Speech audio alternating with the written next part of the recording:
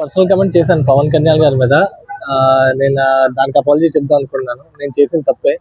Personal విషయాలు నేను చెప్పుకోవాల్సింది. నేను అనవసరంగా పర్సనల్ విషయాలు దూరి ఆయన మనోభావాలు అండ్ వాళ్ళ ఫ్యాన్స్ మనోభావాలు కూడా హర్ట్ చేశాను. నేను అది అందరికీ క్షమించమని అడుగుతున్నాను. నేను I'm really sorry about that.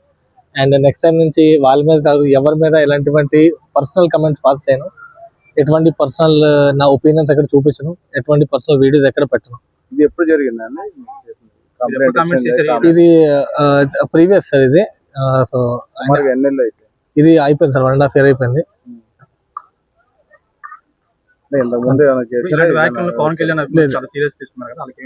నేను వాళ్ళు చెప్పాల్సిన ఏంటంటే నేను చేసిన తప్పని ఒప్పుకుంటున్నాను. నేను నెక్స్ట్ టైం ఇంకెప్పుడు ఇలాంటి విషయాలు, ఇలాంటి పర్సనల్ విషయాలు ఎప్పుడు చెప్పనని నేను మీకు హామీ ఇస్తున్నాను. నేను ఇంకా నెక్స్ట్ టైం ఎప్పుడు పర్సనల్ విషయాలు లేదండి. ఇవన్నీ నేను పర్సనల్ గా నేను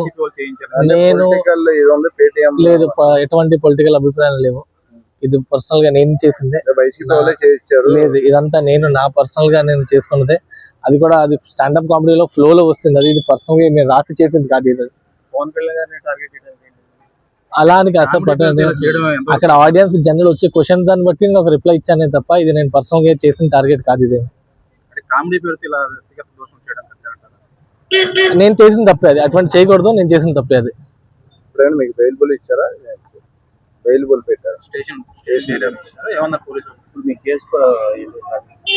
నాకు కేసు ఫైల్ చేశారు సార్. దానికి బెయిల్ వచ్చింది నాకు.